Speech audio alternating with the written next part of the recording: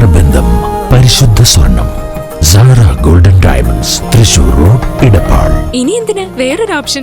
പൊതുഖജനാവിലേക്ക് എത്തേണ്ട വരുമാനം സർക്കാർ നടത്തുന്ന അഴിമതിയുടെ ഭാഗമായി ഇല്ലാതാവുകയാണെന്ന് KPCC vice president VT Balram. തൃത്താലയിൽ UDF ജനപ്രതിനിധികളുടെ പ്രതിഷേധ സമരം ഉദ്ഘാടനം ചെയ്ത് സംസാരിക്കുകയായിരുന്നു VT ബൽറാം.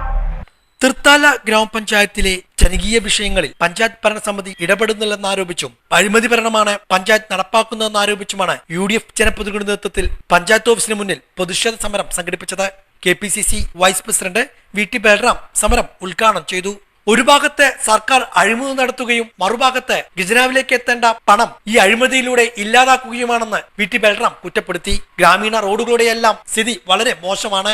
UDF ഭരിച്ചിരുന്ന കാലത്ത് റോഡ് നന്നാക്കേണ്ട കാര്യവും പറഞ്ഞ് കരാറുകാർ ജനപ്രതിനിധികൾക്ക് പിന്നാലെയായിരുന്നു. എന്നാൽ ഇപ്പോൾ ജനപ്രതിനിധികൾ കരാറുകാരുടെ കാലുപിടിക്കേണ്ട അവസ്ഥയാണെന്നും ഈ സ്ഥിതിയിലേക്ക് സർക്കാർ കൊണ്ടെത്തിച്ചതാണെന്നും VT ബൽറാം കുറ്റപ്പെടുത്തി.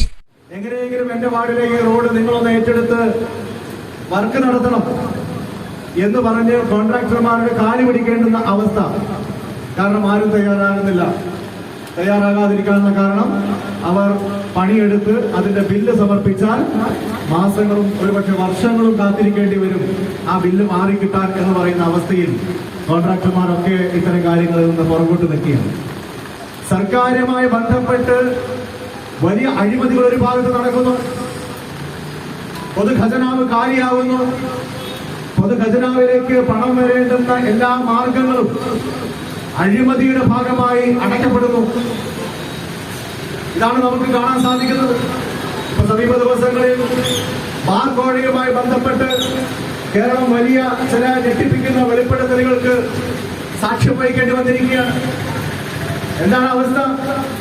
UDF ഗവൺമെന്റ് കേരളം ഭരിച്ചിരുന്ന സമയത്ത് വെറും 200ഓളം ബാറുകൾ മാത്രമാണ് കേരളത്തിൽ ഉണ്ടായിരുന്നത്.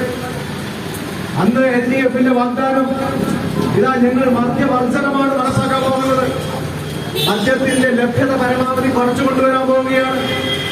അങ്ങനെ UDF കാലത്ത് നിന്ന് വ്യത്യസ്തമായി കേരളത്തെ മദ്യവർജനത്തിലേക്ക് നയിക്കും എന്ന് പറഞ്ഞ അധികാരത്തിൽ വന്ന ആളുകൾ അന്ന് വെറും 200-ൽ താഴെ ബാറുകൾ മാത്രമാണ് ഉണ്ടായിരുന്നത്. എങ്കിൽ ഇന്ന് 700ഓളം ബാറുകളായി 800 ബാറുകളായി കേരളത്തിൽ ബാറുകളുടെ എണ്ണം വർദ്ധിപ്പിച്ചു.